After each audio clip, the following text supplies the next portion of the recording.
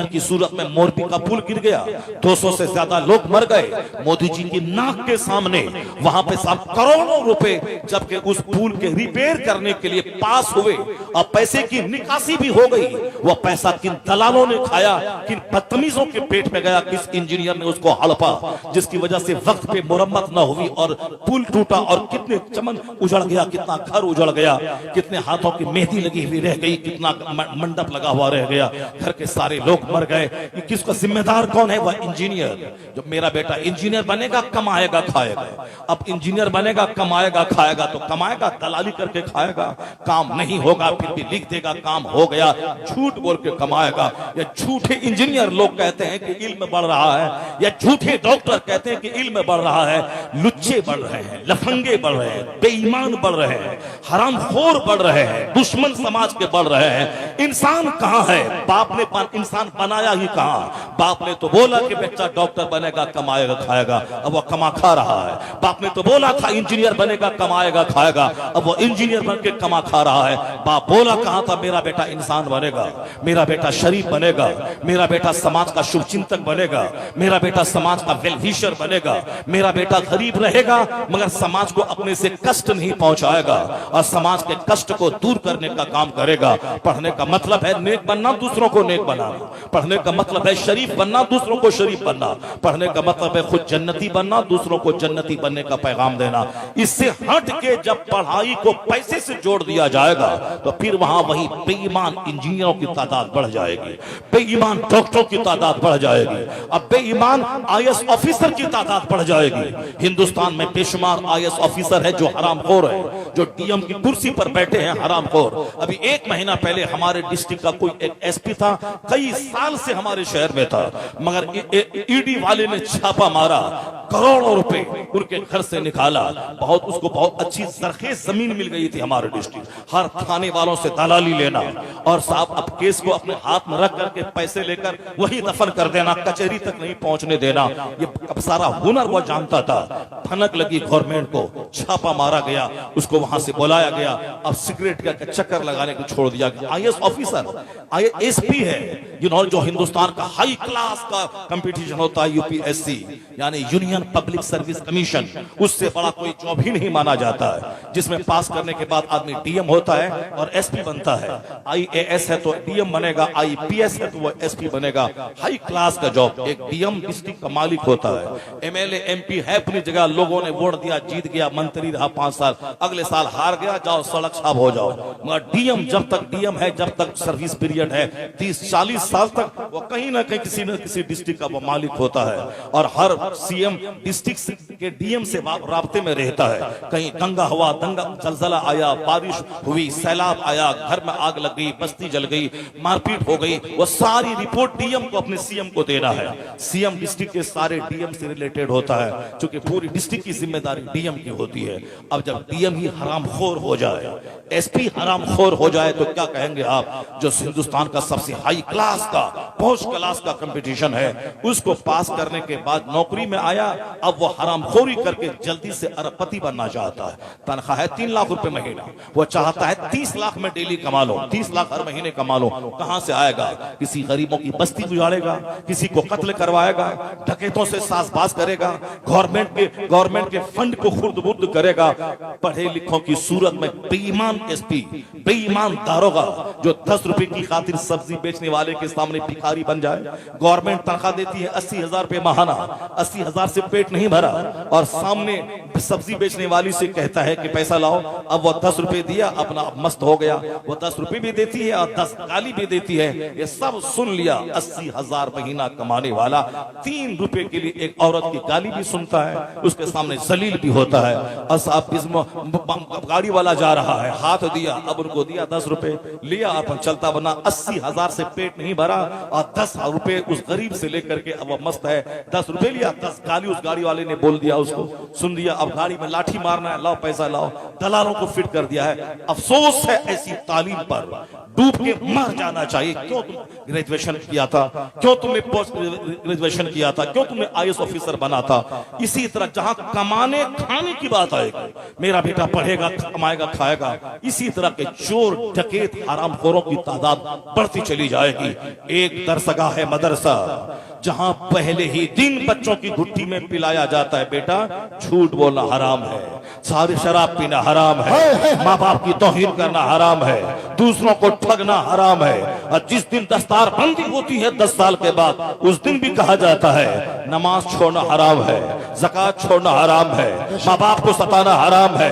पढ़ने का मकसद इंसान बनना है, तो इंसान बनाने की फैक्ट्री है ये मदरसा, जहां केमिस्ट्री और फिजिक्स और बायोलॉजी की तालीम बाद में होती है, अखलाकियात की तालीम पहले होती है, मॉरलिटी की तालीम पहले होती है। यही वजह मदरसा इंसान बनाने की फैक्ट्री था। जब मदरसा आबाद था, समाज शरीफों से भरा था, समाज नेकों से भरा था। लेकिन जब से मदरसा उजड़ गया, गरीबों के चंद बच्चे पढ़ने लगे, मालदारों के बच्चों का पढ़ना अपनी तौहीन मालदार समझने लगे कि मैं अपने बच्चों को पढ़ाऊं, डॉक्टर इंजीनियर बनाऊं, मदरसों में गरीबों के बच्चे पढ़ेंगे। है मेरे संभल का मदरसा, सारा बच्चा बिहार उत्तर प्रदेश के साहब गोरखपुर और देवरिया से आएगा। संभल के देहात गरीबों का बच्चा जिसके पास पढ़ाने के लिए स्कूल में सकत नहीं है, उसका बच्चा पढ़ेगा। और मालदारों के सारे बच्चे 1-1 लाख रुपए माहाना डोनेशन देकर उसको स्कूल में, सेंट मैरी में, सेंट जोसेफ में उसको पढ़ाया जाएगा, ताकि बचपन से ही क्रिश्चियनों का गुलाम हो जाए, बचपन से ही क्रिश्चियनों की मॉडिफाइड बाइबल का पाठ पढ़े और बच्चे हमारे हाथ से निकल जाए, क्रिश्चियनों की गोद में चले जाएं। और पैसे भी खर्च करें, क्रिश्चियन भी बना दे बच्चों को। मदरसे वो तो गरीब अनाथालय है, वह तो साहब गरीबों के पढ़ने की जगह है, वह यतीम खाना है। यतीम खाने में कौन माता अपने बच्चों को पढ़ाएगा। जब से मदरसा उजड़ गया और गवर्नमेंट ने भी उजाड़ना चाहा, उसे आतंकवादी का अड्डा कह दिया, उसका दिमाग खराब हुआ। जहां शरीफों की जमात तैयार होती है, जहां नमाजी की जमात तैयार होती है, जहां माँ बाप के फरमाबरदारों की जमात तैयार होती है, जहां दूसरों की करोड़ों की जायदाद एक तरफ रहे, हराम का 1 रुपया न खाने वाला गिरोह तैयार होता है, उसको आतंकवादी समझ में आया। मदरसे की चेकिंग शुरू कर दी, उसने भी मदरसों को टॉर्चर किया। और हमारे मालदार मुसलमानों ने भी अपने बच्चों को मदरसा न भेजकर मदरसों के साथ मजाक किया और क्रिश्चियनों के स्कूल की दुनिया को आबाद किया। जब फैक्ट्री ही बंद हो जाएगी और माल ही नहीं निकलेगा, तो समाज में माल कहां से मिलेगा। इंसान बनाने की फैक्ट्री या मदरसा, फैक्ट्री हो गई बंद, और अगर फैक्ट्री चालू भी है तो पैदावार है बहुत कम। इसलिए समाज में डकैतों की तादाद बढ़ गई, लुच्चों की तादाद बढ़ गई, बेईमान डॉक्टर, बेईमान इंजीनियर, हरामखोर डीएम की तादाद बढ़ गई, हरामखोर दारोगा और पुलिस वालों की तादाद बढ़ गई। अगर चाहते हो कि समाज शरीफों से भरे, एक रास्ता ये भी है कि इंसान बनाने की फैक्ट्री को दोबारा जिंदा कर दे। मदरसा जब स्ट्रॉन्ग होगा, मदरसे की तादाद बढ़ेगी, जब यहाँ से बच्चे काफी तादाद में यहाँ से फारिग होंगे, तो शरीफों की तादाद में इजाफा हो जाएगा, नमाजियों की तादाद में इजाफा हो जाएगा, हलाल खाने वालों की तादाद में इजाफा हो जाएगा, मस्जिदों को आबाद करने वालों की तादाद में इजाफा हो जाएगा। अगर नहीं किया तो समाज जानवरों से भर जाएगा, और अगर की मेहनत किया, मदरसा आबाद हुआ या फैक्ट्री जवान हुई, तो शरीरों की तादाद घटेगी, नेकों की तादाद में इजाफा हो जाएगा। नारे तकबीर, नारे रिसालत, नारे हैदरी, मसलके आला हजरत सीरत मुस्तफा अल्लामा डॉक्टर शहरयार खान साहिब किबला, सुभान अल्लाह। समाज को कहां लोग लेके जा रहे हैं, समाज कहां जा रहा है, समाज किस तबाही के कगार पे जा रहा है। मैंने अपनी गुफ्तगू का आगाज किया था, वाहिद मजहब इस्लाम है जिसमें जिंदगी के हर डिपार्ट से बहस होती है। हमें सारी चीजें खोल खोल के बयान किया गया है। यह ट्रेजेडी और विडंबना है कि हमारे बच्चे अंग्रेजों के गुलाम हो गए, हमारे बच्चे फिल्म के हीरो के गुलाम हो गए। वरना ये मजहब तो इतना जबरदस्त है, जिसके ताल्लुक से आज जैसे जैसे इल्म दुनिया में बढ़ता जा रहा है, वैसे वैसे कलमा पढ़ने वालों की तादाद में इजाफा भी होता चला जा रहा है।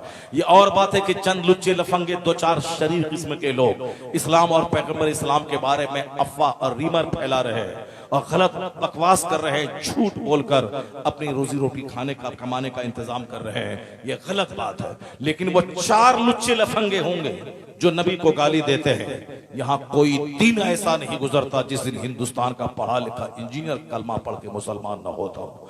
कोई दिन ऐसा नहीं गुजरता जिस दिन अमेरिका का कोई वैज्ञानिक कलमा पढ़ के मुसलमान न होता हो। कोई दिन ऐसा नहीं गुजरता जिस दिन यूरोप का एक दानिश्वर, एक साइंटिस्ट कलमा पढ़ के मोमिन न होता हो। मैं तो मुसलमान हूं, मैं कुछ बोलूंगा तो लोग कहेंगे मुसलमानों को दिल खुश करने के लिए वो इस मुबारक आराई से काम ले रहा है। मगर आप दंग रह जाएंगे कि यूरोप का एक पढ़ा लिखा दानिश्वर कितनी पते की बात कह गया। वो शख्स आज से 50 साल पहले उसने एक रिमार्क किया था। डॉक्टर बर्नार्ड शॉ, जिसकी किताबें हिंदुस्तान के कॉलेजेस में पढ़ाई जाती है। बर्नार्ड शॉ पैदा हुआ यूरोप में, इतना पढ़ा लिखा आदमी है कि भारत के स्कूल और कॉलेज में उसकी किताब पढ़ाई जाती है। मैंने भी जब ग्रेजुएशन कर रहा था उस वक्त भी मैंने डॉक्टर बर्नार्ड शॉ का नाम मैंने सुना था, उसकी किताब मैंने पढ़ी थी। पोस्ट ग्रेजुएशन में भी जब अंग्रेजी लिटरेचर में एमए कर रहा था उस वक्त भी मैंने डॉक्टर बर्नार्ड शॉ के ड्रामास को और उसकी तहरीर को मैंने पढ़ा। कहाँ पैदा हुआ, लंदन में, यूरोप में, और कहाँ हिंदुस्तान के कॉलेज में उसकी किताब पढ़ाई जाती है। ये दिल्ली का बंदर वो क्या जाने कि मुस्तफा कौन है, इस्लाम क्या है। वो साहब साउथ इंडिया का वो बंदर क्या जाने इस्लाम क्या है, पैगंबर इस्लाम क्या है। तुम्हारे चीखने और चिल्लाने और तुम्हारे बेहयाई और ढटाई का मुजाहिरा करने से कुछ नहीं होगा। तुम तो अपनी औकात बता रहे हो कि मेरे दिल में क्या है।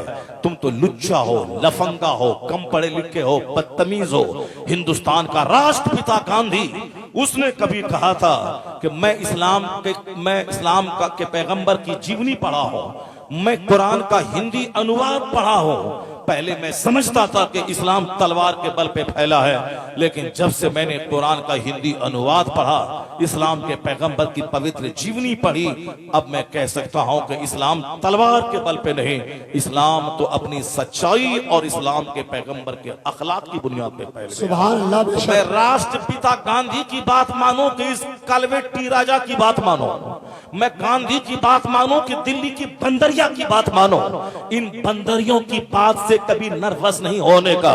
जो दुनिया के बड़े लोग हैं, उन लोगों ने जो अपना दिल खोल के मुस्तफा की तारीफ की है, उसको पढ़ने से ताल्लुक रखता है। यूरोप का दानिश्वर कहता है, और standards by which human greatness may be measured is anyone greater than he. वो क्या कहते हैं डॉक्टर लामार्टिन, इंसान की असमतों को जांचने का जितना पैमाना हो सकता है, इंसान की बुलंदी को नापने का जितना भी पैमाना और जितनी भी कसौटी हो सकती है, हर कसौटी पे लाके तब परखा जाए कौन है तारीख आदमियत में जो मुस्तफा से बड़ा हो सके। कोई नहीं मिलेगा जो मुस्तफा से बड़ा हो। इसलिए बरेली का आला हजरत ने 100 साल पहले कहा था, सारे ऊंचों में ऊंचा समझिए जिसे, है उस ऊंचे से ऊंचा हमारा नबी। अच्छा समझिए जिसे, है उस अच्छे से अच्छा हमारा नबी। कोई स्कॉलर बड़ा नहीं, कोई फिलोसफर बड़ा नहीं, कोई डायरेक्टर बड़ा नहीं, कोई प्रोफेसर बड़ा नहीं, सबसे आला व औला हमारा नबी, सबसे बाला व वाला हमारा नबी। अपने नबी का चर्चा करते रहिए, अपने नबी की शान बयान कीजिए, अपने नबी की शान सुनते रहिए। यह 2-4 लुच्चे लफंगों बंदरों कुत्तों की बातों से कुछ फर्क नहीं पड़ने वाला है। डॉक्टर बर्नार्ड शॉ इतना बड़ा पढ़ा लिखा आदमी, जिसकी किताब दिल्ली यूनिवर्सिटी में चलती है, जिनकी किताब लखनऊ यूनिवर्सिटी में चलती है, जिनकी किताब बिहार के पटना यूनिवर्सिटी में चलती है, जिनकी किताब हिंदुस्तान के चेन्नई बेंगलोर यूनिवर्सिटी में चलती है, वो इतना बड़ा दानिश्वर, उसने इस्लाम के ताल्लुक से क्या कुछ कहा है, आप दंग रह जाएंगे। मैं उनको देखूं कि इन बंदरों को देखूं, जो दुनिया का एक बड़ा पढ़ा लिखा आदमी, जिनकी किताबें दर्जनों सैकड़ों यूनिवर्सिटीज में पढ़ाई जाती हैं। पढ़ना और है, किताबों का पढ़ाया जाना और है। वो पढ़ते नहीं, उनकी किताब पढ़ाई जा रही है, वह मर गए, उसकी किताब पढ़ाई जा रही है। उन्होंने क्या कहा, आप भी गौर से सुन ले। चाय पान की दुकान पे चिकनी चिकनी चपड़ी बातें करना, इस्लाम का मुस्तकबिल बड़ा खतरनाक है। आने वाले दिन में मुसलमानों का क्या होगा, हमारा बिजनेस का क्या होगा। बिजनेस की फिक्र तो है, मगर आज अगर मैं मर गया तो कल कब्र में मेरा क्या होगा। 99 अज़दहा सांप मुझको डसेगा, कब्र में मेरी जहन्नम की तरफ से खिड़की खुल जाएगी, मैं कब्र में झुलस के रह जाऊंगा। कभी नहीं सोचता बंदा बंदा कि अगर अभी मर गया, जोहर के बाद मेरे जनाजे का ऐलान हुआ तो लोग तो दफना के चले आएंगे वहां से।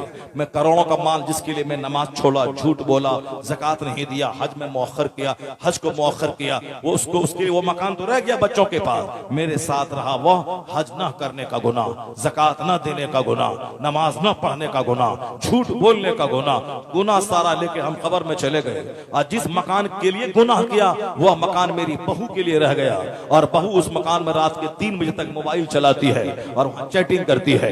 वो मकान रह गया बच्चों के पास जिसमें 24 घंटे वो टेलीविजन पे गाने सुनता है और साहब उसमें कॉमेडी सुनता है, और सारा घर म्यूजिक और शैतानत का अड्डा बना हुआ है।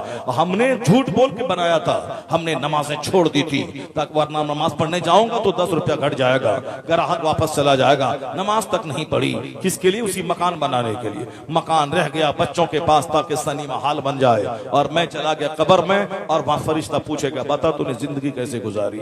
अब वहां जहन्नम की खिड़की खुल गई, आग में जलूंगा, मैं बच्चा बच्चा करूं, मैंने घर बनाया था तेरे लिए, नमाज छोड़ दिया था घर के लिए, मुझको बचाओ, कोई नहीं बचाएगा। बच्चा 1 मिनट तेरे साथ कब्र में नहीं सोएगा तो बचाएगा क्या? बीवी को बोल दे कि 5 मिनट मेरी कब्र में जाके सो जा, भी डरेगी अगर मैं सो गई तो फिर अंदर चिपक गई मैं तो फिर मेरा क्या हाल होगा। वो बच्चा डर से बाप की लाश को कब्र में उतारता नहीं है कि अगर मैं वहीं रह गया अंदर में तो फिर कोई हमको उठा नहीं पाएगा, मेरा हाथ कट जाएगा। डर से बच्चा जाता नहीं कब्र के अंदर में, दूसरे लोग रिश्तेदार कब्र में उस लाश को उतारते हैं। तो जिसके लिए सारी जिंदगी झूठ बोलने में गुजर गई वो बच्चा कब्र में 1 घंटा साथ नहीं देता है, और ये चिकनी चपकी बातें कर रहा है। क्या होगा आने वाले दिन में उत्तर प्रदेश के इलेक्शन का, क्या होगा हिंदुस्तान का, क्या होगा ओवैसी का, क्या होगा पंडित जी का, तुम्हारा क्या होगा 1 मिनट के बाद? अगर अभी तुम मर गए तो तेरा कब्र में क्या होगा? हिंदुस्तान तो अपनी जगह रह जाएगा, हिंदुस्तान के हालात अपनी जगह रह जाएंगे, हिंदुस्तान के बारे में ज्यादा चिंता करने की कोई जरूरत नहीं है। सारी दुनिया अल्लाह की है और अल्लाह सारी दुनिया को चलाता है। कहां किसको हाकिम बनाया जाए और कहां किसकी हुकूमत छीनी जाए, ये सारा काम अल्लाह का है। नहीं पढ़े तुम कुरान? कुलिल्लाहुम्मा मालिकल मुल्क तूतिल मुल्क मन तशा व तंज़िउल मुल्क मिम्मन तशा व तुइस्सु मन तशा व तुज़िल्लु मन तशा बियदिकल खैर इन्नका अला कुल्लि शैइन कदीर। सारे बादशाहों का बादशाह है वह खुदा, जिसे चाहता है हुकूमत देता है और जिससे चाहता है छीन लेता है। हुकूमत देना अल्लाह का काम, हुकूमत छीनना अल्लाह का काम, और सारी दुनिया अल्लाह चलाता है और हम बिला वजह दिमाग उसमें लगा रहे हैं। हमको अल्लाह ने पैदा किया है इबादत के लिए। नमाज, रोज़ा, हज, ज़कात अदा कर, माँ बाप की खिदमत कर, अपने से दूसरों को फायदा पहुंचा, जबान से किसी को कष्ट न दे, हाथ से किसी को कष्ट न दे, पांव से चल के किसी को कष्ट न पहुंचा, अपने दिमाग के पलान से किसी को तकलीफ न दे, वरना दुनिया तकलीफों से भर जाएगी और कष्ट के कांटों से भर जाएगी। आदमी वही है जो अपने से दूसरों को फायदा पहुंचाए। आदमी का सही डिफिनेशन यही है, जो आदमी ऊंची आवाज बोल के दूसरों को जलील करे, जो नाम बिगाड़ के दूसरों को जलील करे, जो गाली दे के दूसरों को जलील करे, वह आदमी की सूरत में कलंक है। वो आदमी है ही वो जो दूसरों के प्रॉफिटेबल हो, जो दूसरों के लिए लाभदायक हो। इसलिए हदीस में आया है कि 10 साल का एतकाफ कोई मस्जिद नबवी में करे, 10 साल का एतकाफ, 10 साल का एतकाफ, 1 साल के एतकाफ में 10 दिन का जो एतकाफ होता है रमजान के आखिरी 10 दिनों में, उसका सवाब ये मिलता है कि बंदा जब एतकाफ करके मस्जिद से लौटता है 2 हज और 2 उम्रे का सवाब मिलता है। मगर क्या कहा हदीस में कि 10 साल का एतकाफ एक तरफ, एक मुसलमान भाई के किसी काम आ जाना एक तरफ। हजरत अब्बास रज़ी अल्लाह ताला अन्हु है मस्जिद नबवी में मौजूद है, गालिबन हजरत अब्दुल्ला इब्न अब्बास मस्जिद में मौजूद है। एक शख्स आके अपना काम बताया, हजरत मस्जिद से बाहर निकलने लगे। किसी ने बोला हुजूर आप एतकाफ में बैठे हैं? कहा मुझे मालूम है कि मैं एतकाफ में बैठा हूं, लेकिन कब्र अनवर की तरफ इशारा करके कहा मैंने इस कब्र वाले से सुना है, यानी हुजूर की कब्र की तरफ इशारा करके। उस वक्त में कोई दीवार कोई पिलर नहीं था, सामने सरकार का रोज़े अनवर बिल्कुल ओपन खुला हुआ था, और फिर सामने मस्जिद नबवी है, उसी में एहतिकाफ में बैठे हुए हैं। कहा कि मैंने इस साहिब कब्र से सुना, यानी हुजूर अकाल सलाम से सुना है कि जो किसी मुसलमान के काम आ जाए यह काम 10 साल के एहतिकाफ से बेहतर है। अल्लाह समद। एक मुसलमान का काम आ जाना, अगर मेरे फोन से किसी का काम बन जाए, मेरे मुस्कुराने से किसी का गम हल्का हो जाए, मेरे किसी की बात 10 मिनट सुनने से उसका काम बन जाए, मैं उसके सर पे हाथ फेरने से उसका काम हल्का हो जाए, उनके साथ 10 कदम चलने से उसका काम हल्का हो जाए, तो फिर यह काम 10 साल के एहतिकाफ से बेहतर है। प्रयास करे काम हो चाहे ना हो। मैं किसी मोमिन का काम करने के लिए चल दूं, मेरा चलना भी इबादत है, हर कदम के बदले में अजर मिलता है। चलना तो सीखे। सेल्फिश मफाद परस्त खुद गर्ज हो गई दुनिया। मुस्कुराने से फायदा हो सकता है मगर तेवरी चढ़ा के बातें करना है। फोन करने से काम बन सकता है मगर फोन करने में शर्माना है। पैरवी कर देने से किसी गरीब का काम बन सकता है मगर सामने वाले के सामने पैरवी करके मैं रुसवा ना हो, अपनी रुसवाई के डर से बचने के लिए उसका काम नहीं होने देता है। और साहब किसी को फोन करने से काम बन सकता है, फोन करने में इसको सुस्ती होती है। ये सेल्फिश मफाद परस्त, मुझको क्या मिलेगा, मेरा क्या फायदा होगा, एक कदम भी बगैर मफाद के नहीं उठता है। ये आदमी कहलाने के काबिल है। आदमी वही है जो अपने से दूसरों को लाभ पहुंचाए, जो अपने से दूसरों को फायदा पहुंचाए। जरा गौर से सुनिएगा कि आज हमने दूसरों की खातिर अपनी आखिरत तबाह कर दी। हिंदुस्तान का क्या होगा, आने वाला दिन क्या होगा, आज साहब 2024 में क्या होगा, आज 2029 में क्या होगा। कुछ पहले अपना फर्ज अदा कर कि कल अगर मैं मरूंगा तो मेरा क्या होगा, मैदान महशर में मेरा क्या होगा। मेरी नेकी बदी तौली जाएगी, नेकी है 1000 और बुराई है 50 करोड़, मेरा क्या होगा। पुलसरात पे मैं कैसे चलूंगा, उसका ख्याल उसको याद करना चाहिए। हुकूमत के बारे में ज्यादा चिकनी चपली बातें मत कीजिए। कुलिल्लाहुम्मा मालिकल मुल्क, अल्लाह सच्चा, अल्लाह की बात सच्ची। अल्लाह जिसे चाहता है सल्तनत देता है और जिससे चाहता है छीन लेता है। तो सल्तनत देना छीनना अल्लाह का काम है। हमारा काम वमा खलक़तुल जिन्न वल इंसा इल्ला लियअबुदून, हमारी पैदाइश अल्लाह की इबादत के लिए हुई है। मेरा काम अल्लाह की इबादत, मेरा काम नमाज रोजे हज व ज़कात, मेरा काम अपने से दूसरों को लाभ पहुंचाना, मेरा काम अपने घर को इस्लामी उसूल का आईनादार बना देना, न कि अपने घर को लड़ाई झगड़े का दंगल बना देना।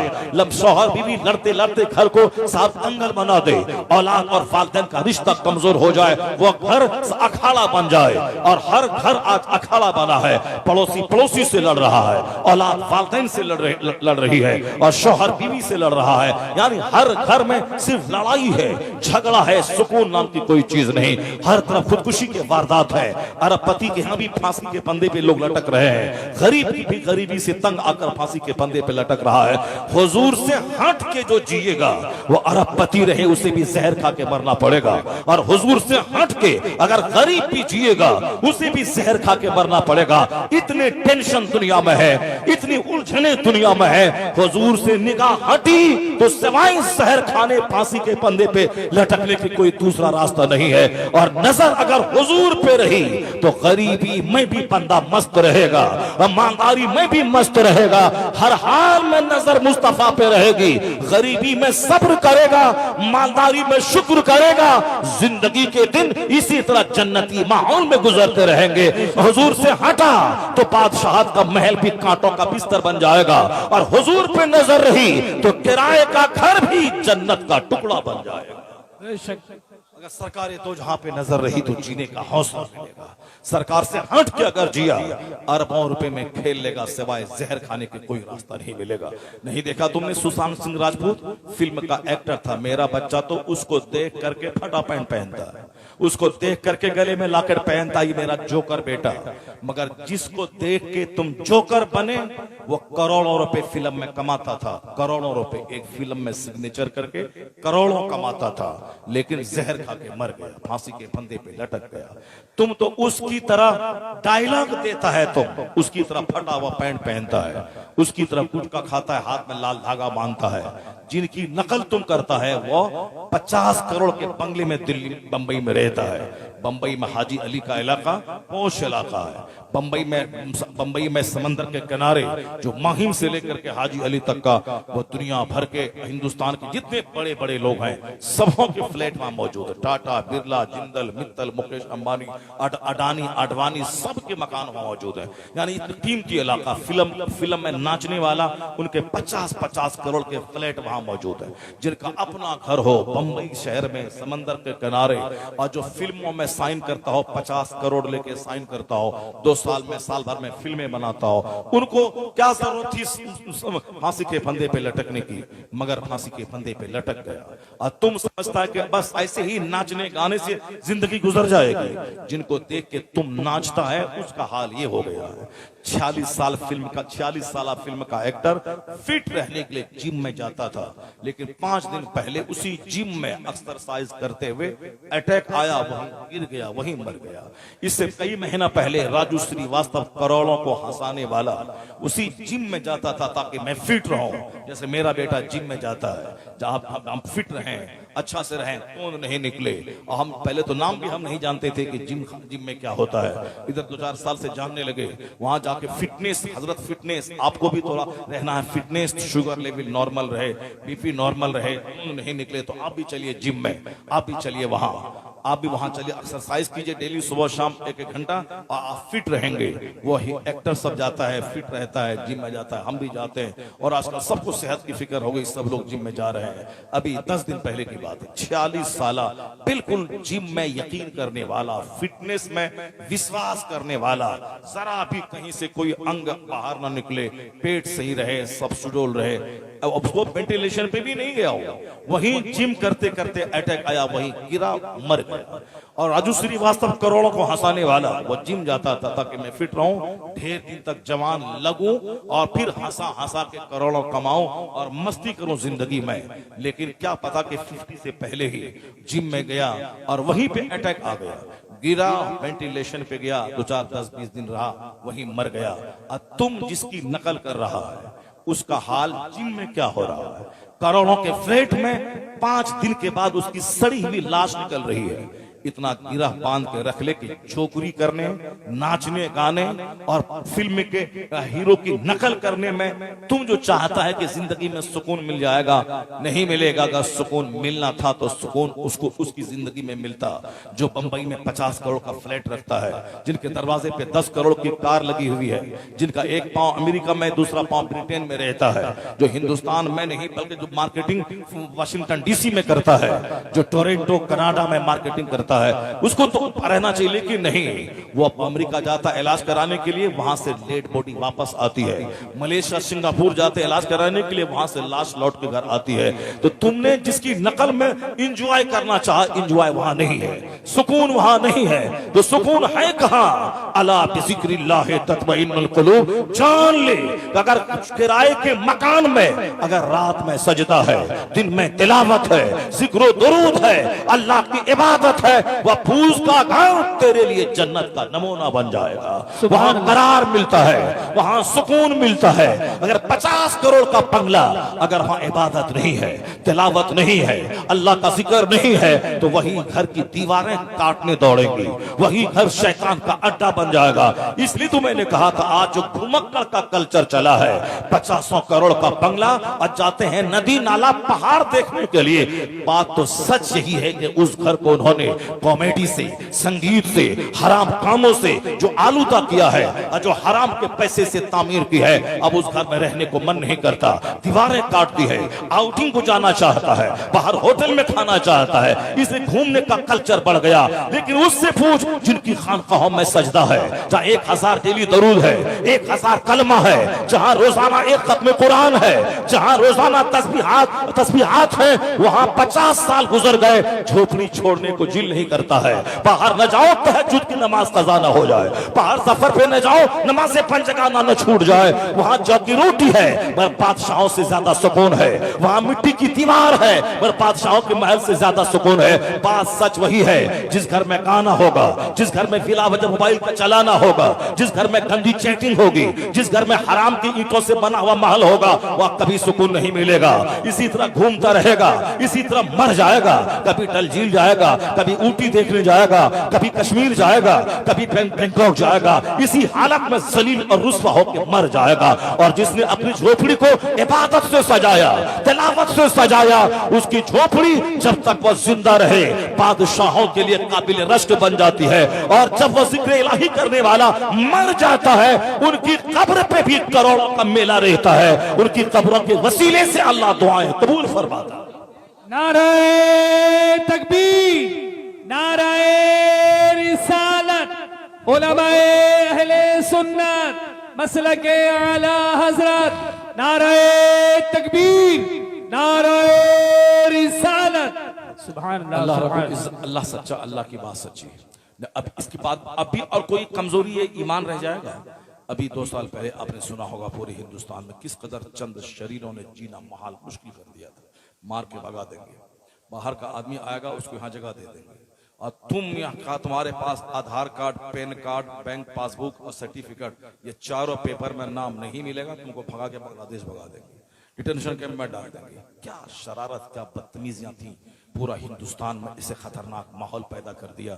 कोई कागज नहीं भी रहे, मैं इस मुल्क में 1000 साल से मेरे बाप दादा रहते हैं, यही कोई प्रूफ नहीं कि मैं इस मुल्क का बाशिंदा हूँ। नहीं, अब साहब नाम यहाँ आलम है, यहाँ मोहम्मद है, यहाँ खान है, यहाँ अंसारी है, बड़े बड़े मौलाना लोग सब बम्बई छोड़ छोड़ के घर आके, कोई सा BLO के पास, कोई बैंक में, कोई कचहरी जा करके सब नाम दुरुस्त करने में लगा चुके। हंगामा बापा था। अब साहब लोग जीना मुश्किल हो गया, ये कर देंगे, वो कर देंगे, भगा देंगे, लागू पूरे हिंदुस्तान ये वो फलां चीना। मुसलमान परेशान हो गए। हर शहर में प्रदर्शन, हर शहर में धरना, कुछ कोई बात सुनी नहीं जाएगी, किसी की कोई 1000 चीखो चिल्लाओ, कुछ नहीं होगा।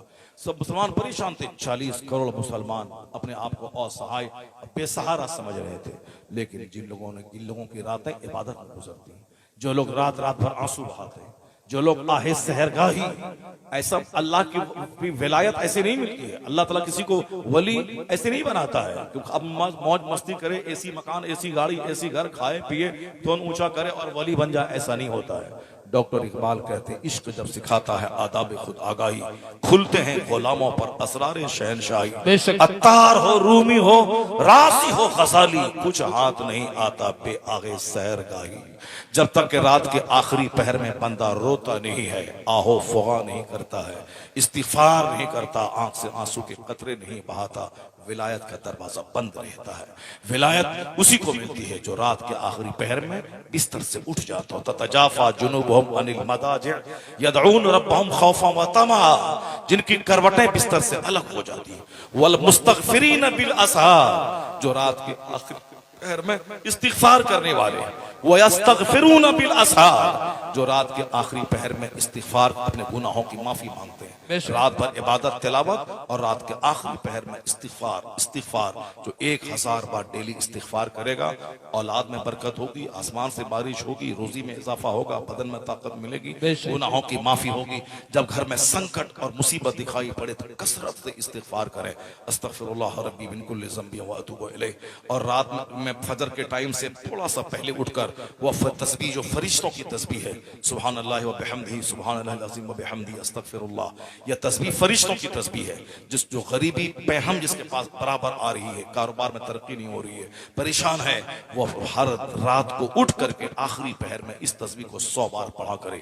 हदीस का मफहूम है कि वो चाहे या ना चाहे, दुनिया जलील होकर उसके कदमों पे आ जाएगी, यानी मालदार बनना उसके लिए तय है। मगर ये काम तो मुश्किल है। तावीज के लिए आदमी दौड़ता है, तावीज दे दीजिए, मगर ये काम नहीं करता, मुश्किल है आदमी के पास। तावीज लेने से बेहतर है कि खुद तावीज वाला काम करो। रात के आखिरी पहर में उठ के तस्बीह पढ़ो, ये फरिश्तों की तस्बीह है। आखिरी पहर में रोना, आज से 50 साल पहले मुस्लिम मोहल्ले में गुजर जाए, मर्द अलग रोते थे, औरतें अलग आंचल फैला के रोती थी, इस्तिगफार करती थी। मोमिन की बस्ती की पहचान थी आखिरी पहर में इस्तिगफार की आवाज, कलमा शरीफ की आवाज, कुरान पाक की तिलावत की आवाज, रोने की सिस्कियां भरने की आवाज। और आज मोमिन बस्ती की पहचान है जहां कॉमेडी की आवाज, डीजे की आवाज, जहां साहब बेंजू की आवाज, जहां तेज आवाज में बाजा बजाने, फिल्में देखने की आवाज, गैर मुस्लिम तो संभल गए। बेंगलोर में 10 बजे के बाद गैर मुस्लिमों की बस्ती में सारे स्ट्रीट लाइट भी बंद हो जाते हैं। यहाँ जो गली के जो खंबे की लाइट है उसको भी लोग बंद कर देते हैं, स्विच रहता है स्विच ऑफ कर दिया ताकि अंधेरे में गहरी नींद आएगी। मुसलमानों के यहाँ रात के 3-3 बजे तक 10 कमरे में 40 बल्ब जले रहते हैं। 10 कमरे के 10 4 बल्ब 40 बल्ब जले हुए हैं। और उनके यहाँ जिस कमरे में काम है उसी कमरे में बल्ब जल रहा है, दूसरे कमरे में काम नहीं है तो सारा बल्ब ऑफ है।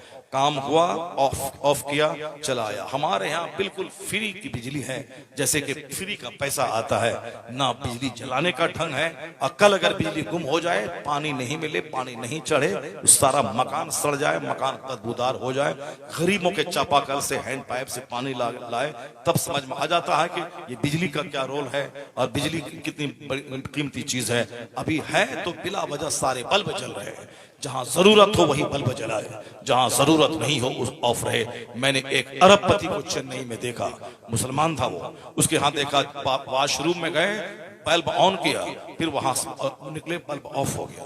दूसरे सारे कमरे के बल्ब ऑफ है, जहां हॉल में बैठे हुए लोग वही बल्ब जल रहा। अगर अंदर कमरे में घुसे लाइट ऑफ। मैंने कहा कितना बिल आता होगा? कहा वो 2500 समथिंग बिल आते हैं।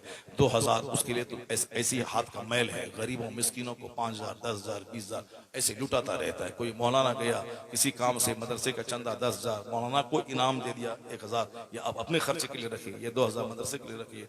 जिनके पास पैसों की फरावानी है वो बल्ब के ताल्लुक से, बिजली के ताल्लुक से इतना चौकस है, इतना चौकन्ना है। इसी तरह छोटी छोटी बातों से पैसे बचाते हैं, तब दीन की राहों में पैसे खर्च होते हैं। और हमारे यहाँ फरावानी के साथ पैसे फजूलियात में खर्च होते हैं। और जहां दीनी कामों में पैसे की बात आ जाए वहां बखील और महा कंजूस हम बन जाते हैं, कयामत की निशानी बन जाते हैं हम। हुजूर ने फरमाया आखिर जमाने में बुखालत बढ़ जाएगी, जब हर आदमी अपनी राय को दूसरों से बेहतर समझने लगे और जब देखना कि लोगों पर बुखालत तारी होने लगे, समझ जाना कि कयामत अब बिल्कुल करीब आ गई है।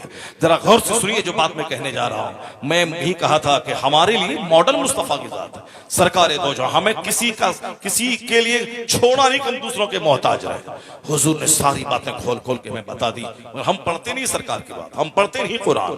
मेरा काम है अल्लाह की इबादत, मैं अपने काम पे नजर रखूं।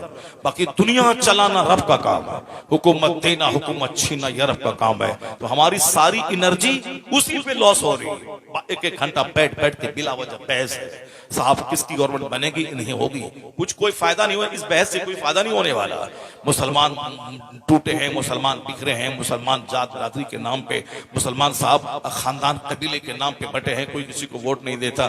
ये सारी बातें बोलने से कोई फायदा नहीं है। हर आदमी को अपनी बुराई दूर करके अच्छाई को अपने अंदर क्रिएट करने की जरूरत है, न कि बिला वजह दूसरों की बात उठा करके अपनी महफिल को रंगीन बनाने की जरूरत है। खुद से जितना हो सके आदमी को अच्छा काम करना चाहिए। दूसरा कुछ भी करे हमको उसे बहस नहीं, मुझको अच्छा काम करना है, मुझको यह करना है। चाहे लोग पागल कहें, मुझको नेक बनना है, मुझको अच्छा बनना है, जन्नती बनना है। दुनिया की जिंदगी मेरी मुख्तसर है, जो 2-4 दिन बचे हैं मुझको जन्नत वाला काम करके दुनिया से जाना है। बाकी अल्लाह की दुनिया है, अल्लाह जाने हिंदुस्तान में कौन बनेगा, पाकिस्तान में कौन बनेगा। अल्लाह को सारी दुनिया चलाना है। दुनिया बहुत दिनों से आबाद है, बहुत दिनों तक रहेगी। दुनिया बनाने वाला रब है, मुझे रब की इबादत करनी है। मेरा काम ये था। और अपना काम छोड़ करके, नमाज रोजा छोड़ करके राजनीति कर रहे हैं, राजनीति का चर्चा कर रहे हैं। साहब ये एमएलए है, एक वक्त की नमाज नहीं पढ़ते हैं, झूठ सर से लेके पांव तक झूठ है। ये मुसलमानों का हमदर्द बनते हैं, मगरमच्छ के आंसू बहा रहे हैं। सिर्फ हमसे वोट लेने के बाद 5 साल के बाद फिर दोबारा चेहरा तक नहीं दिखलाएंगे। और ये मुसलमानों का हमदर्द बन रहे हैं। जो अब नमाज का नहीं, जो रोजे का नहीं, जो अल्लाह रसूल का नहीं, वो समाज की क्या खिदमत कर पाएगा? वो अपना कुछ भी नहीं है। वो तो पंडित जी है जो उत्तर प्रदेश का, वो पंडित जी लखनऊ में बैठा हुआ है। वो तो जब मंदिर का महंत था वही लुंगी है, वही कुर्ता है। वो पंडित जी गया पार्लियामेंट में, वही लुंगी वही कुर्ता। वो पंडित जी बैठा लखनऊ के सीएम की कुर्सी पर, वही लुंगी वही कुर्ता। मैंने कहा था उर्स रज़वी के स्टेज से लाखों मुसलमानों को, ये पंडित जी तुम्हारे लिए, ये पंडित जी को दुश्मन न समझ, ये पंडित जी तुमको जगाने के लिए आया है, ये जगा रहा है। उससे मेरे वो बच्चे सबक हासिल करें जो बच्चे मुखिया नहीं प्रधान नहीं बनते हैं तो आलिमों का हाथ चूमते हैं, लेकिन जैसे ही प्रधान बन गया अपने आप को प्रधानमंत्री समझने लगता है। बोली बदल जाती है, लिबास बदल जाता है, जीने का अंदाज बदल जाता है, विधायक बना तो अब तो वो फिर फिरौन बन गया, सांसद बना तो अब तो वो आदमी दूसरों को समझना ही छोड़ देता है। अब उनके दोस्ती के सर्कल काफिरों के साथ, अब उनका लिबास बदला, उसका शराब पीने की शाम बदल गई और दोस्तों के सर्किल बदल गया, सब जबान बदली, लिबास बदला, अंदाज बदला, दूसरों से मिलना छोड़ दिया। ये पंडित जी जब मंदिर में रहता था तो भी लुंगी कपड़ा पहनता था, जब दिल्ली में 15 साल रहा तो भी लुंगी और कुर्ता पहनता था, और अभी 8 साल से उत्तर प्रदेश के लखनऊ में वो वही लुंगी और हाफ पैंट पहनता है और वो जाता है अयोध्या होली और दिवाली मनाने के लिए। वो आरएसएस का आदमी है, वो अपने तंजीम का मजबूत कैडर है, वो मुख्यमंत्री है, तो मगर अपना लिबास नहीं छोड़ा, खान पान वो जमीन पे बैठ करके वो सब्जी खाता है, उसको नहीं छोड़ा। मेरे बच्चों को शर्म आनी चाहिए। थोड़ा सा पैसा हुआ तो जबान बदल गई, थोड़ा सा पैसा बढ़ा लिबास बदल गया, थोड़ा सा पैसा बढ़ा जीने का स्टाइल बदल गया। अब आलिमों से मुलाकात छोड़ दिया, मस्जिदों में आना जाना छोड़ दिया, जुमा की नमाज छोड़ दी, अब होटल अटेंड करना शुरू किया। तुम्हें उस पंडित जी से सबक हासिल करना चाहिए और यह कसम खाना चाहिए कि जब ये पंडित जी मंदिर से लेकर के पार्लियामेंट तक, पार्लियामेंट से लेकर सीएम हाउस तक अपना लिबास नहीं छोड़ा, अपने मजहब के साथ वफादार रहा, तो मैं भी चाहे प्रधान रहूं तो भी मुस्तफा का गुलाम रहूंगा, विधायक रहूं तो भी गुलाम रहूंगा, सांसद बनूं तो भी गुलाम रहूंगा, दिल्ली पहुंचूं तो भी गुलाम रहूंगा, और पति बनूं तो भी मुस्तफा का गुलाम, मजदूर रहूं तो भी मुस्तफा का। नारे तकबीर, नारे रिसालत, उलमाए अहले सुन्नत मसलके आला हजरत, नारे तकबीर, नारे रिसालत। सईद मा वुइज़ लिगैरिही, अक्लमंद वो है जो दूसरों से नसीहत हासिल करे, जो दूसरों से सबक हासिल करे, दूसरों से सबक हासिल करे। अगर कुछ अच्छाई गैरों में भी हो तो उस अच्छाई को अपने अंदर आदमी को ग्रहण करना चाहिए, अखज़ करना चाहिए। ऐसा नहीं कि सिर्फ निगेटिव पॉइंट रखना चाहिए। हम उम्मीद रखेंगे पंडित जी से कि मेरी मस्जिदों में एसी लगा दे, मेरी मस्जिदों में कालीन बिछा दे, मेरे मदरसों को सोने का बना दे। क्यों बनाएगा वो अपनी तंजीम को मजबूत करेगा, वो जिस तंजीम से रिलेटेड है वो अपना काम करेगा। तुम मुसलमान है, तुम अगर डीएम बन गया अपने मदरसों का ख्याल रख, तुम अगर अरबपति बन गया अपने गरीब भाइयों का ख्याल रख, तुम अपने इस्लामी लिबास का ख्याल रख, अपने घर में तिलावत और इबादत का ख्याल रख। तो वो अगर नाचे गाएगा तुम ही नाचे गाएगा नहीं, वो नाचना उसको चाहिए तो शराफत उसमें आ गई, और जिनको शरीफ बनना चाहिए वो नाचने लगा। जरा गौर से सुनिए, सरकार दो जहां की सुन्नतों की पैरवी में दोनों जहान की भलाई का राज छुपा हुआ है। सरकार अपने मकसद हयात पे नजर रखिए, बाकी हुकूमत किसकी बनेगी अल्लाह का काम है।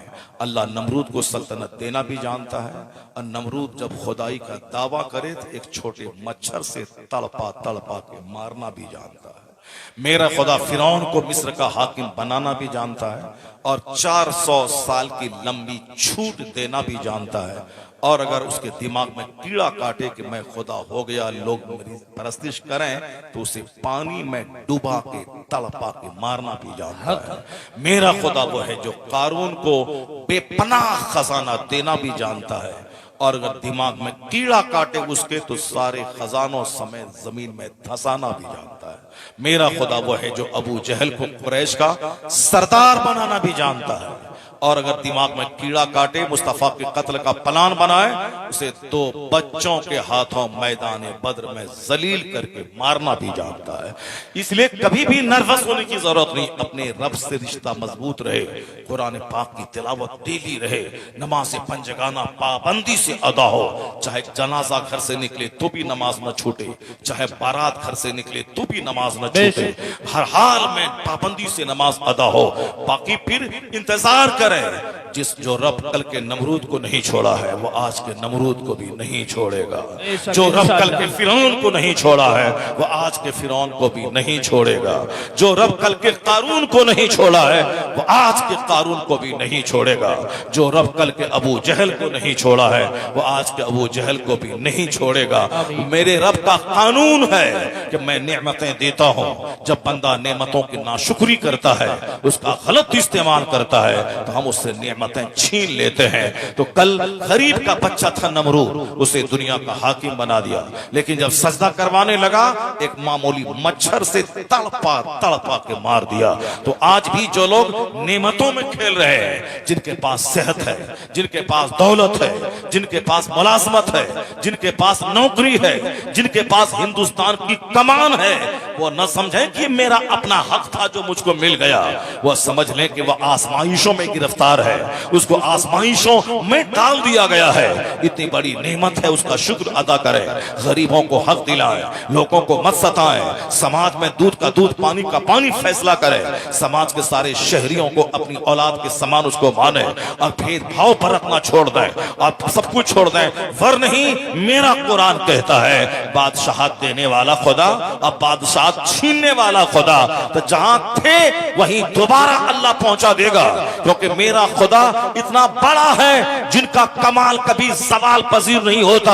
हर आने वाला दिन एक नई शान का वो मालिक है। कुल्ल यौमिन हवा फी शान है मेरा खुदा, तमाम कमालात का जाम है मेरा खुदा। यानी मेरा खुदा इतनी ताकत का मालिक है, उसके नजदीक 400 साल 4 मिनट है, 14 साल 14 सेकंड भी नहीं है। वह बादशाह अगर देना जानता है तो फिर कुर्सी छीन कर हाथ में कटोरा दे के भीख मंगवाना भी जानता है। कुलिल्लाहुम्मा मालिकल मुल्क तूतिल मुल्क मन तशा व तनज़िउल मुल्क मिम्मन तशा व तुइज़्ज़ु मन तशा व तुज़िल्लु मन तशा बियदिकल खैर इन्नका अला कुल्लि शैइन क़दीर। अरब के बकरी चराने वालों को अल्लाह ने रूम का हाकिम बना दिया, अरब के खाना बदोशों को अल्लाह ने ईरान का हाकिम बना दिया। जब उनको जज्बा पैदा हुआ कि मुझको अल्लाह की जमीन पे अल्लाह का निजाम कायम करना है, तो वो निकल के कश्ती में आग लगा दी, या तो अब यहाँ इस स्पेन में मेरी कब्र बनेगी, दुश्मनों से लड़ते लड़ते मैं मर जाऊंगा, या फिर इस्लाम का झंडा मैं गाड़ दूंगा। तो जो अब मरने के लिए जाता है शहादत पाने के लिए, कि दोबारा लौट के घर नहीं आना है, कश्ती में आग लगा देनी है, फतह तो उसी का कदम चूमती है। यानी जो बिल्कुल डेडिकेटली वह साहब डेडिकेशन के साथ लड़े। जैसे मुस्लिम और काफिर में जब भी जंग होती है, काफिर अपना जान बचाना चाहता है और मुस्लिम जान दे के शहादत पाके जन्नत जाना चाहता है। और जो जान देने जाएगा वो बुज़दिली नहीं दिखाएगा, और जो जान बचाने जाएगा वह सोचेगा जंग भी जीत लें और जान भी बचा लें। ऐसा नहीं होता है। और जो जान देने जाता है उससे कभी भी कोई पंगा नहीं ले सकता है, क्योंकि वह जान बचाने नहीं गया, वो जान देने गया है। जब जान देने गया है तो आसानी से जान नहीं देगा, आखिरी दम तक 2 4 10 20 50 को जहन्नम पहुंचाएगा, फिर आखिर में शहादत का जाम पिएगा। ये हमारे बुजुर्गों ने तुमको भी समझाया है।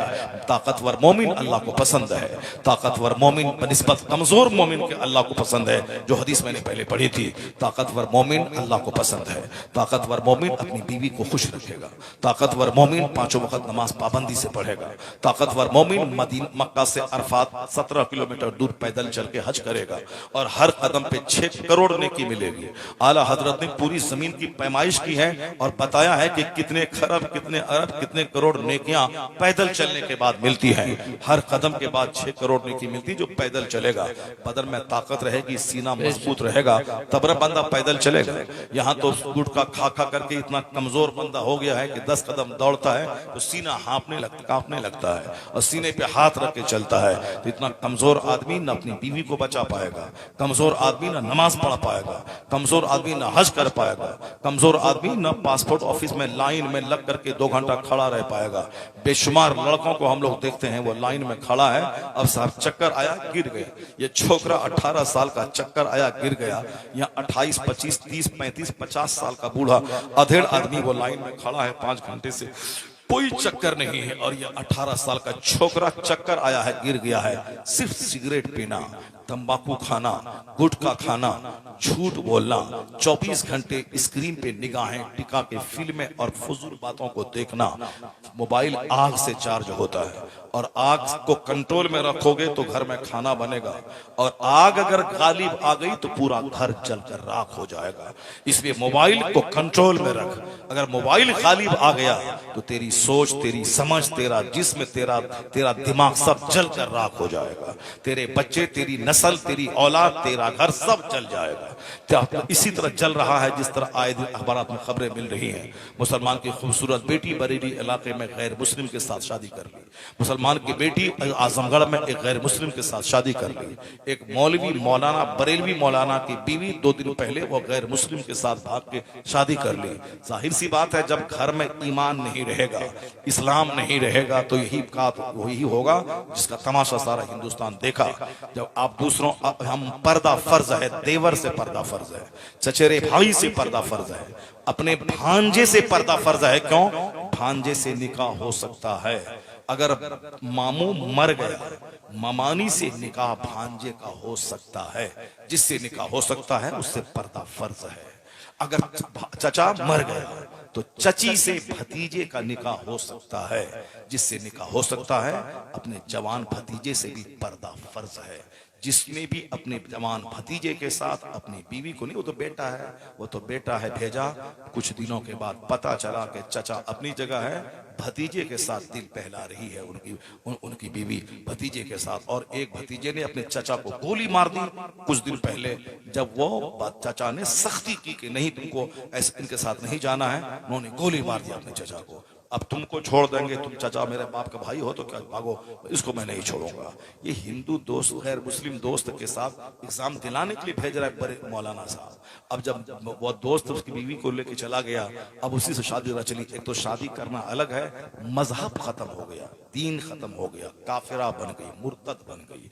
अब कहीं का नहीं रही, ना दुनिया का ना आखिरत का। जवानी तो 10 साल के बाद खत्म हो जाएगी, चेहरा तो चमड़े का चेहरा तो ढल जाएगा, जवानी तो रहेगी नहीं। जो लोग जवान थे और आज बूढ़े हो गए, जो औरतें जवान थी वो आज बूढ़ी हो गई, लाठी के सहारे चल रही है। जवानी आज है, कल खत्म। मगर मरने के बाद जहां जाना है, वहां का एक दिन 50,000 साल के बराबर होगा। असल रुसवाई वहां की, असल बेइज्जती वहां की। इसलिए हर मुसलमान पे लाजिम है, doctor, engineer, professor, IAS officer, IAS, ये मत करे। अपने बेटे के ईमान की फिक्र करे, अपने बेटे के अकीदे की फिक्र करे, अपनी बेटी के ईमान की फिक्र करे, अपनी बेटी के अकीदे की फिक्र करे। यही सब तमाशा होता रहेगा, महफिलें उजड़ती रहेंगी, तो फिर तुम्हारे बच्चों को दीन कौन सिखलाएगा? तुम्हारी औरतों को दीन कौन सिखलाएगा? शादी ब्याह में जो धमाल मचेगा, डीजे बज रहा है, मजा मिल रहा है, तो फिर क्या होगा? जिस शादी की पहली तारीख को ही हराम काम कर दिया गया, वो शादी आगे रंग क्या लाएगी? यही रंग लाएगी कि डकैत औलाद पैदा होगी। यही रंग, जिस शादी में हराम दाखिल हो, नबी की सारी बात को ताक पे रख दिया गया। हुजूर ने कहा था, निकाह में नेक औरत का सिलेक्शन करना। नेक औरत अगर रहेगी तो औलाद अच्छी होगी। तुमने सिर्फ नाक और चेहरा और कलर देखा, इंटरमीडिएट और ग्रेजुएशन की डिग्री के बारे में पूछा नहीं, पूछा कि दरूद ताज याद है कि नहीं, दुआए क़ुनूत याद है कि नहीं। नहीं, DLED किए हैं, करिए कि नहीं करिए। अब नाक खूबसूरत है, चेहरा खूबसूरत है, ओके, मेरी तरफ से ओके है। आप कब आएंगे? आइए, शादी की तारीख तय कीजिए। ये नहीं पूछा कि उम्र थी इनके 18 साल, अभी 40 साल तक शादी इसकी नहीं होगी। ये साहब MA कर रही है, PhD कर रही है, उम्र हो गई 38 साल, 40 साल। ये 20 साल जवान होने के बाद किस तरह गुजरे? कहीं चोर दरवाजे से कहीं एबोर्शन तो नहीं हुआ? 2, 4, 10 लड़कों से गलत संबंध तो नहीं रहे? कुछ नहीं। नाक लंबी है, आंख बड़ी है, चेहरा गोरा है, चेहरे पे गोश्त है, मेरी तरफ से ओके है। चाहे 4 हमल पीछे से गिर गया हो, वो सब चलता है दुनिया में। आजकल कौन उतना पकड़ता है, कौन देखता है? तुमको जो करना था पहले किए, हमको जो करना था हम करें। अब शादी के बाद दोनों एक साथ मिलकर रहेंगे। यहाँ आखिरी हद तक लोग सरेंडर कर चुका है। आज से 25 साल पहले मेरे शेख ने कहा था कि अनटच्ड लड़की जिसको कोई टच नहीं किया हो, आज करोड़ों में कोई मिलती है। कहां कराऊं अपने बेटे की शादी? कहां करूं? किसका निकाह, किसका सिलेक्शन करूं? अभी तो साहब ज़िना को लोगों ने फैशन बना लिया। अपने शौहर से लड़ाई है, अजनबी मर्दों से 1-1, 2-2 घंटे तक मुंह साहब घुमा के कब लड़ाई है, अपने शौहर से लड़ाई है। इस कदर लड़ाई है कि रात दिन मखाने का मैदान है घर। हमारे उलमा को कहना पड़ा कि तुम्हारा घर समाज में जलील हो रहा है, अगर लड़ना ही है तुमको तो तुम भी अरबी सीखो, अपनी बीवी को भी अरबी सिखा दे, और दोनों मिलकर अरबी में लड़ो, ताकि पड़ोसी समझे कि वहां कलमा खानी हो रही है, वहां कलमा खानी हो रही है। इस कदर मैदान जंग घर बना हुआ है, लड़ाई झगड़े अखाड़ा। साहब क्यों नाक देखा था आपने? चेहरे का गोश्त देखा था आपने, 6 फीट की लंबाई देखी थी आपने, दीन नहीं देखा था। कुर्बान जाए मुस्तफा पे। हुजूर ने क्या कहा, वाला अमातुन सौदा और सातो दीन अफजल। नबी ने कहा था काली कलोटी दीनदार औरत तेरे हक में बेहतर है। हुजूर ने कहा था अद्दुनिया मता, ये दुनिया चंद दिन बरतने की चीज है।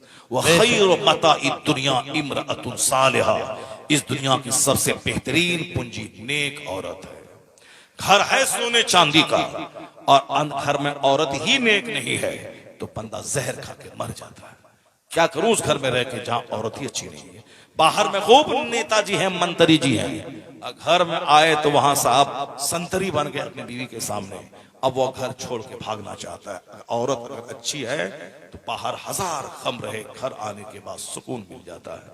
जब लोगों ने पहले खूबसूरती को देखा, लेकिन जब बाद में घर उजड़ने लगा तो अब कहते हैं नहीं, नेक औरत दुनिया की सबसे बेहतरीन पूंजी है। लोगों ने तबाही का तमाशा देखने के बाद उसी प्लेटफॉर्म पे पहुंचे जो प्लेटफॉर्म मुस्तफा ने अता फरमाया है कि खैर बताई दुनिया इमरातुन सालिहा, दुनिया की सबसे बेहतरीन पूंजी नेक औरत है। पहले तो मनमानी, पहले तो शरारत, पहले तो घमंड और गुरूर। मौलाना, मौलवी, मदरसा, मस्जिद, पीर, फकीर, हटा, पैसा कमाओ, पैसा बोलता है, पैसा बोलता है, पैसा बोलता है। पहले तो पैसा बोलता है, पैसा, फैक्ट्री, मकान, अरबों की दुकान। ये मौलाना मौलवी को कुछ नहीं मिलता है तो बोलता है सुन्नत पे अमल कीजिए, तो इस पे चलिए। कौन चलता है उस पर, कौन अमल करता है, कौन अमल करता है। और बाद में जब फटती है और बाद में जब ज़कात बंटने लगती है, जब तबाही का तमाशा देखता है, तब बोलता है बात वही सच्ची है जो मुस्तफा ने कही है। तबाही का तमाशा देखने के बाद उसी प्लेटफॉर्म पे बंदा आता है जो प्लेटफॉर्म मुस्तफा ने अता फरमाया है। और आज जब बच्चे हाथ से बिगड़ने लगे, इंजीनियर, डॉक्टर बनने के बाद माँ बाप के नाफरमान पैदा होने लगे। माँ बाप कहते हजरत पैसा, ताबीज दी, ताबीज दीजिए, ताबीज दीजिए, ताबीज दीजिए। तो ताबीज से थोड़ी कुछ होने वाला। मैं वही बात तो रिपीट कर रहा हूँ, ताबीज नहीं होता है बल्कि नेचुरल सिस्टम से काम करना पड़ता है। जैसी जमीन वैसी फसल, जैसा दरख्त वैसा फल। माँ जमीन है, जमीन। माँ के पेट में बच्चा 9 महीना रहता है, बाप के पेट में नहीं रहता। बाप बीज डाला, 9 महीने तक बच्चा माँ के शिकम में रहता है। माँ का दूध बच्चा नहीं पीता, बच्चा बाप का दूध नहीं पीता है, बच्चा माँ का दूध पीता है। 2 साल तक माँ के सीने से चिपक के बच्चा रहता है। इसलिए बच्चों में ज्यादा कैरेक्टर माँ का मुंतकिल होता है। बच्चा माँ से ज्यादा अटैच रहता है।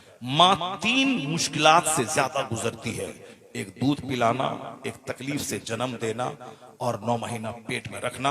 इसीलिए हुजूर से जब पूछा गया मन अहक्कु बिहुस्न सहाबती, मेरे हुस्न सुलूक का सबसे बेहतर उस्ताददार कौन है, हुजूर ने कहा था माँ।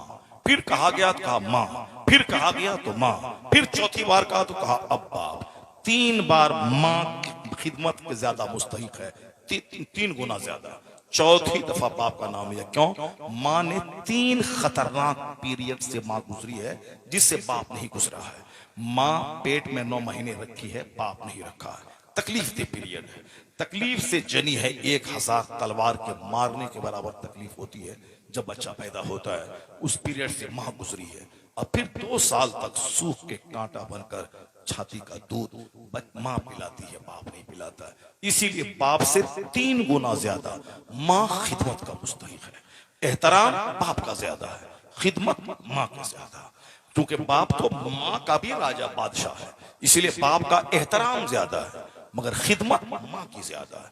माँ बोले पानी लाओ, बाप बोले पानी लाओ, पहले माँ को पानी दिया जाएगा, क्योंकि उनके एहसानात बाप के मुकाबले में 3 गुना ज्यादा है, इसलिए उसका हक 3 गुना ज्यादा है। माँ जमीन माँ है, 9 महीने बच्चा वहां रहता है, 2 साल बच्चा उनके सीने से चिपक के दूध पीता है। इसलिए अगर वो जमीन अगर बंजर मिल गई तो फसल जलकर राख हो जाएगी। आप तो नाक और चेहरा देख के एंजॉय कर लेंगे, मगर जो बच्चा उसके शिकम में पैदा हो, परवरिश पाएगा, वो बच्चा माँ का कैरेक्टर लेके आता है। जमीन अगर बंजर हुई फसल जल जाएगी।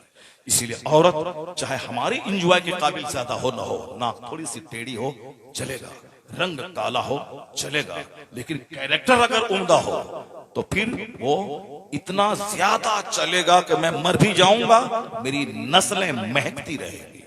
और अगर नाक लंबी रही, आंख बड़ी रही, चेहरा गोरा रहा तो ठीक है, 2 साल तक एंजॉय करते रहे। तीसरे साल अगर बच्चा नहीं हुआ तो अजमेर में चिल्ला करने के लिए पहुंच गए, बाबा 2 साल हो गए बच्चा नहीं हो रहा है। औरत कहती है तलाक दिलवा देंगे इस बहू को, बेटे से 2 साल हो गए बच्चा नहीं हुआ है। तो फिर क्या हुआ, अब तो बच्चा के लिए शादी हुई है। पहले तो नाक और नक्शा और चेहरा देखा, एंजॉय करेंगे तो अब एंजॉय करो, अभी तो नाक नक्शा आएगी। फिर बच्चा नहीं हुआ तो फिर क्यों अजमेर, बरेली और बगदाद दौड़ रहा है?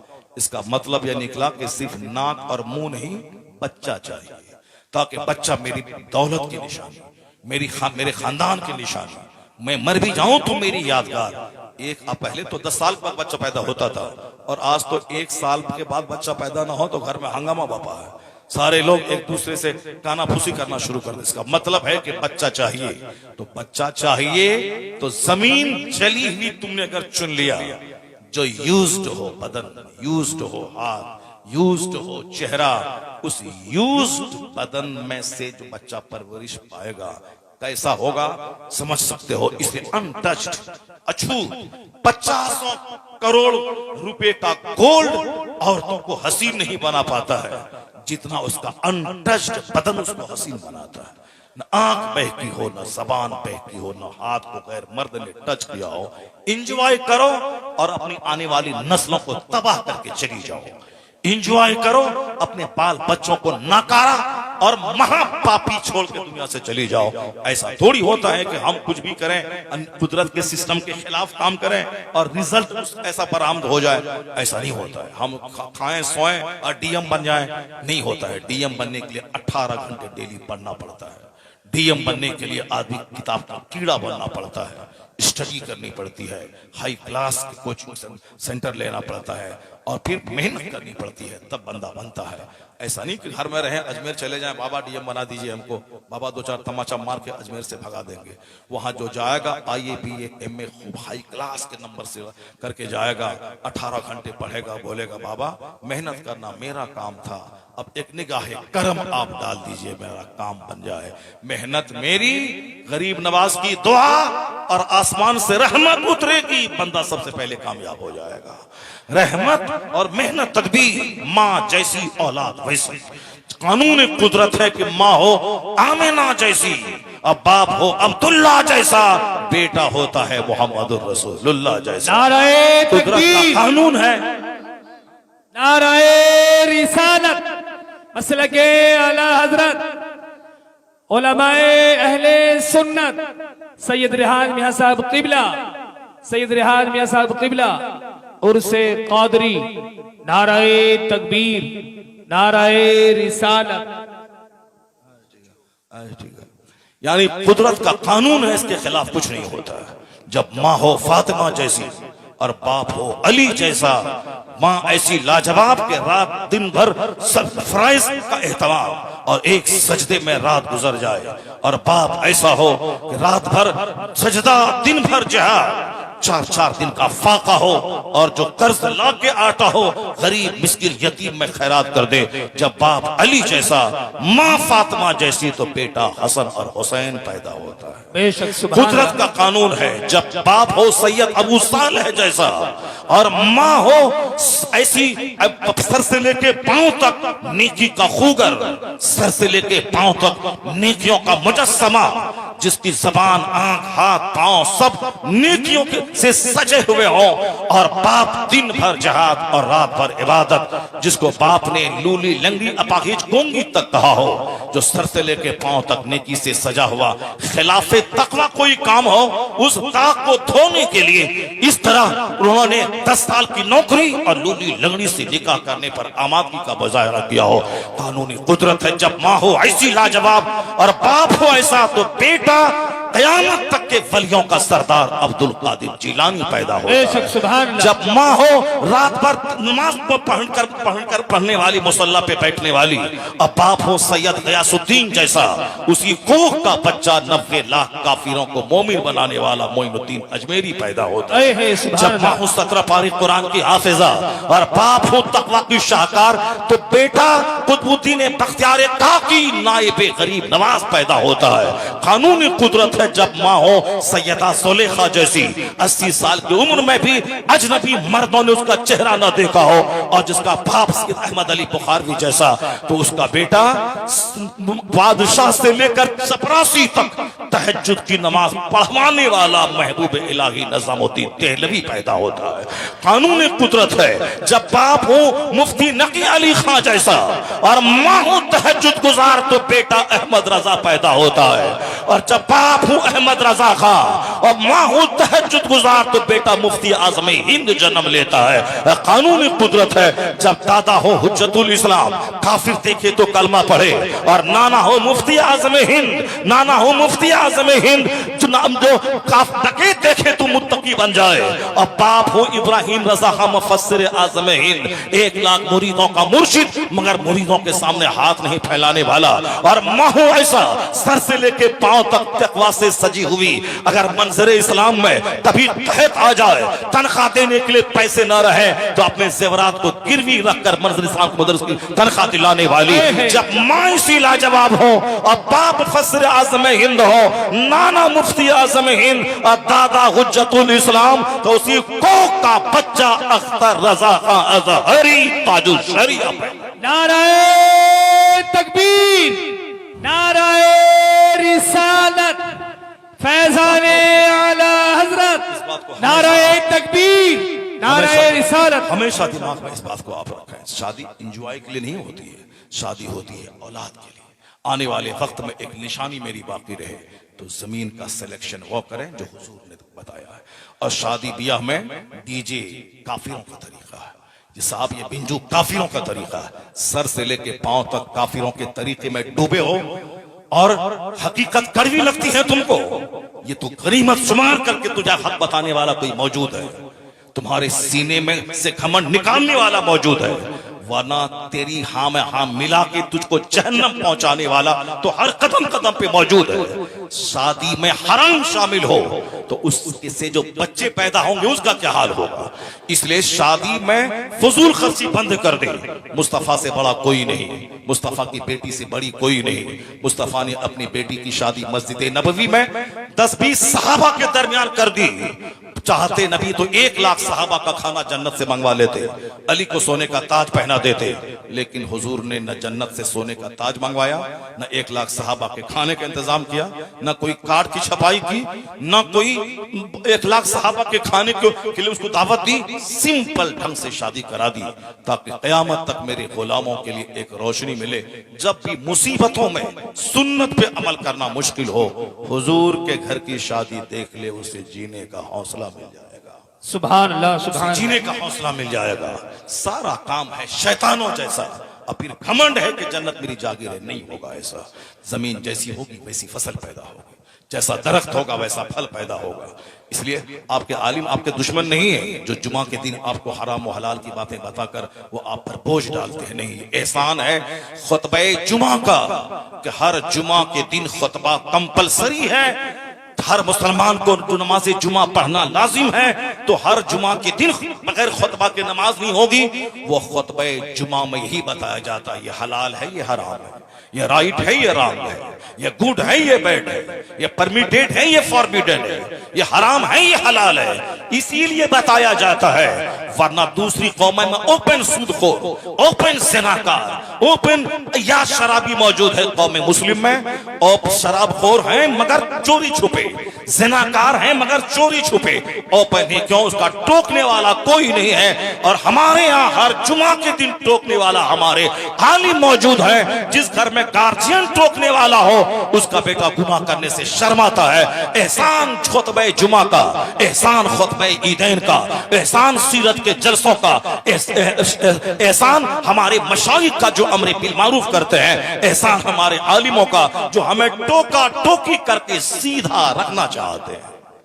जिसके यहाँ कोई टोकने वाला नहीं है उसके यहाँ गुनाह शबाब पे है, चरम सीमा पे है।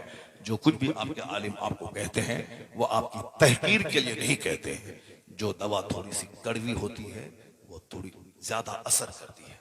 इसलिए अगर कुछ ऐसे जुमले जो आपको लगे कि आपके मुनासिब आपके लिहाज से सही नहीं है, वो जुमले तल्ख और कड़वे अगर हों तो उसको अच्छी कड़वी दवा समझ करके कबूल कर लीजिए। नसीहतों में कुछ तलखियां होती हैं। नसीहतों में जब आप अच्छा काम करते हैं तो आपके आलिमों को खुशी हासिल होती है, आपका उनका सीना बाग बाग होता है।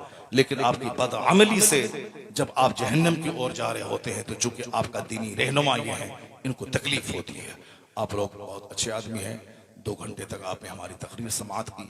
यही तकरीर उस वक्त में हो जाती जिस वक्त सारा मजमा भरा हुआ था, सारे लोग देख रहे थे। उस वक्त में तकरीर हो जाती तो बहुत लोगों तक ये पैगाम पहुंच गया होता। इसलिए हमेशा आइंदा इस बात का ख्याल रखा जाए कि जो बुराइयां समाज में हैं उसको धीरे धीरे कम किया जाए, अच्छाइयों का माहौल पैदा किया जाए। आलिमों का एहतराम हर हाल में होना चाहिए। हमारा मजहब तो एहतराम का मजहब है। सादात का एहतराम हर हाल में होना चाहिए। जिनके घर से इस्लाम का सूरज चमका है उनका एहतराम करना। इमाम शाफी रज़ी अल्लाह तआला अन्हु ने आखिरी बात कह दी।